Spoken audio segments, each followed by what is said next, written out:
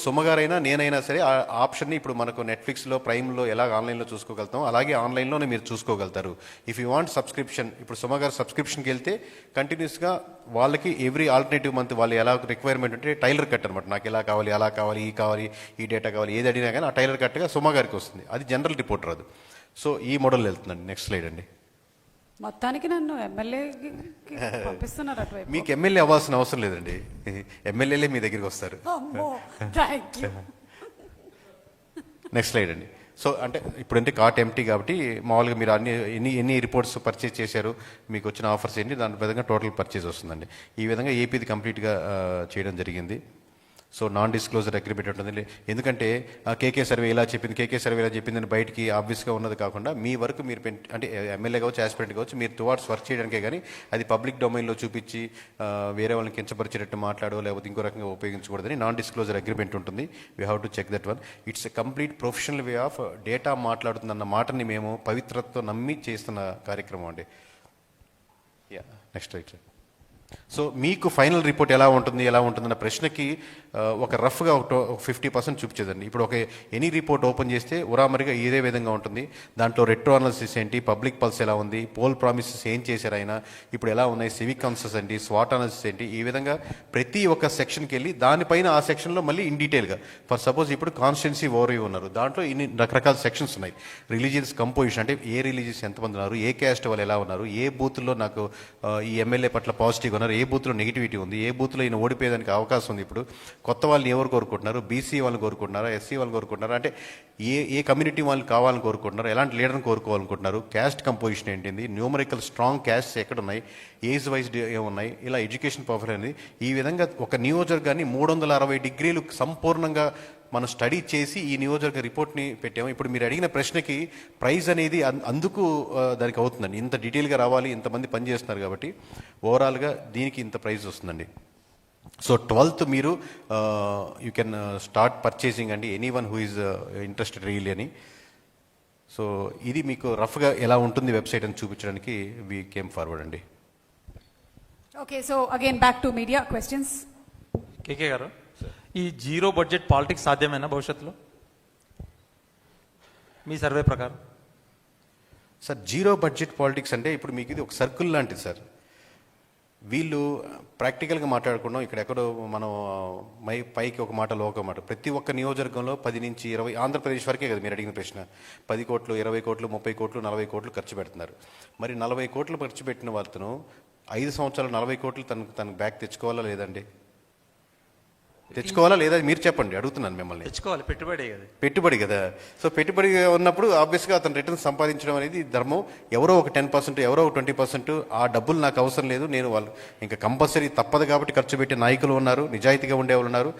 అసలు రూపాయి కూడా ఖర్చు పెట్టకుండా నేను ఇలాగే ఉంటాను, మీరు వేస్తే వేయండి అనే వాళ్ళు ఉన్నారు. బట్ మనం మాట్లాడుకునేది మెజారిటీ సెక్షన్ గురించి. సో మెజారిటీ సెక్షన్ గురించి వరకు అంతవరకు భావ్యమే వాళ్ళకి. చాలా చోట్ల మీరు సర్వే చేశారు, ఎక్కడైనా మీరు చేసిన సర్వేకి ఆపోజిట్గా ఈవీఎం దెబ్బేసిందని ఎక్కడన్నా అనిపించిందా మీకు? నాకు ఇప్పటివరకు ఎక్కడ అనిపించలేదు సార్. ఈవీఎం మ్యాజిక్ ఏం లేదని నాకేం లేదు సార్, అనిపించలేదు సార్. మేబీ నా మిస్టేక్ ఉంటుంది అనుకుంటున్నా కానీ ఈవీఎం మిస్టేక్ ఉందని నేను ఎప్పుడు అనుకోను సార్. నేను సరిగ్గా చేయలేదేమో, మేము సంస్థ ఇంకొంచెం బాగా చేస్తుంటే బాగుండేదేమో అనుకుంటా కానీ ఎప్పుడు కూడా నేను దానివల్ల ఆ టైప్ ఆఫ్ ఆలోచించాను నేను కానీ సంస్థ కానీ.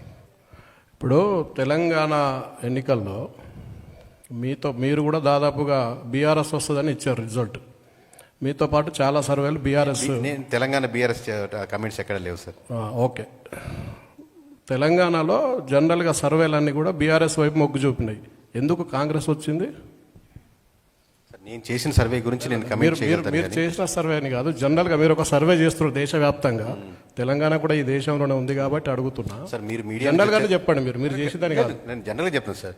ఎందుకు కొన్ని మీడియా సంస్థలే ఒక పార్టీ వైపు మొగ్గకుండా నిజాయితీగా నిబద్ధత నిలబడుతున్నాయి, ఎందుకు అన్ని నిలబడలేకపోతున్నాయి అంటే ఆ పార్టీ యొక్క ఆ మీడియా ఛానల్ నడిపే వ్యక్తుల యొక్క లేదా వాటి అసోసియేషను లేకపోతే వాళ్ళకి ముందున్నటువంటి అండర్స్టాండింగ్ రకరకాల అంశాల మీద ఆధారపడి ఉంటుంది.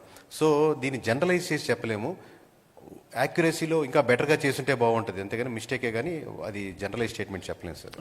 ఆంధ్రాలో మీ సర్వే ప్రకారం ఎక్కువగా అత్యధికంగా ఉన్న ఓటింగ్ కమ్యూనిటీ ఏది అంటే ఇప్పుడా సార్? మీరు సర్వే చేసినప్పుడు మొన్న ఎలక్షన్ లో అత్యధికంగా జనాభా ఉన్నటువంటి కమ్యూనిటీ ఇది. అంటే ఆబ్వియస్గా కాపు కమ్యూనిటీ అనేది కొంచెం డామినెంట్గా ఉంటుంది, బట్ దాంట్లో ఏంటంటే సబ్ బ్రాంచ్లు ఎక్కువ సార్. అందుకని మీకు దాని కన్సాలిడేట్గా కనపడదు compare to SC ST vote bank వీటితో కలిసి. ఎందుకంటే మనకు సెట్టి బలిజు ఉన్నారు, తూర్పు కాపులు ఉన్నారు, బలిజు ఉన్నారు, సెటిల్స్ ఉన్నారు, మనకు రకరకాల ఏరియాలో ఉంటుంది. బట్ వాళ్ళు కన్సాలిడేషన్ అనేది ఫస్ట్ టైం 2024లో అయ్యారు. సో గ్రూప్గా పుష్ చేయగలిగారు. ఎలక్షన్ రిపోర్ట్ ఏమో ఎస్సీలు ఎక్కువ ఉన్నారని చూపిస్తుంది, మీరేమో కాపోలు అంటున్నారు. వాట్ ఎవర్ మేబీ నేను చెప్పింది మీరు విన్నారు కదా సార్, ఎస్సీ అన్నప్పుడు కూడా, బట్ వీళ్ళు నెంబర్ పరంగా ఉన్నా కానీ డివైడ్ అయి ఉన్నారు అంటున్నాను.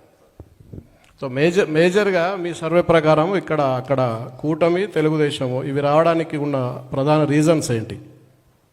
సార్ ఇది నేను కనీసం 100 ఇంటర్వ్యూలు దీని మీద ఈ అంశాల మీద చెప్పినాను. నెంబర్ ఆఫ్ అంశాలు ఉంటాయి, ఒక అంశం కాదని చెప్పి. ఇప్పుడు మనం పారావెల్ గురించి డిస్కస్ చేద్దాం సార్. ఒకటే మాటలో చెప్పండి. అంటే నెంబర్ ఆఫ్ రీజన్స్ అంటే చంద్రబాబు, పవన్ కళ్యాణ్, బీజేపీ కలిసినందుకు అధికారంలోకి వచ్చి ఒక్క నిమిషం నా క్వశ్చన్ ఏంటంటే, ఈ ముగ్గురు కలిసినందుకు అధికారంలోకి వచ్చి కూటమి విజయానికి కూటమే కారణం సార్. కూటమి విజయానికి కూటమే కారణం, ఇండివిజువల్ పార్టీస్ కాదు. మీ సర్వే ప్రకారం కూటమిలో ఇండివిజువల్ ఉండదు సార్, కూటమే కారణం. Single statement. రైట్. సరే, ఈ ఓటక్కు ఉన్న వాళ్ళనే సర్వే చేస్తారా, లేదంటే మీరు ఈ ఓటక్కు లేని వాళ్ళు కూడా చాలా మంది ఫ్యాన్స్ ఉంటారు, ఇప్పుడు పవర్ స్టార్ కావచ్చు, సినిమా వాళ్ళకి కావచ్చు, ఇప్పుడు మీరు ఎన్టీఆర్ కూడా చెప్పారు, అది ఏ ప్రాతిపదికన చెప్తున్నారు? లేదంటే ఓటక్కు ఉన్న వాళ్ళనే సర్వే చేస్తారా? ఏజ్ రేషియోలో చేస్తారా? ఏజ్ రేషియో ఉంటుంది sir, depends upon age, mostly age ratio. ఒక నియోజకవర్గానికి ఎంతమందిని చేస్తారు? 2.5 లక్షల మంది అనుకోండి సార్. ఇక్కడ 2 ఆస్పెక్ట్స్ సార్, మీకు డే 1 చాలా ఇంటర్వ్యూలో చెప్పినాను.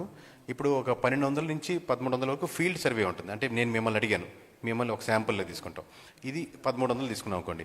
ఇలా కాకుండా ఒక 200 శాంపుల్స్ వరకు ఉంటాయి. ఆ 200 శాంపుల్ నేను చెప్తాను స్టోరీ, దాని వెయిటేజ్ మీరు చెప్పండి.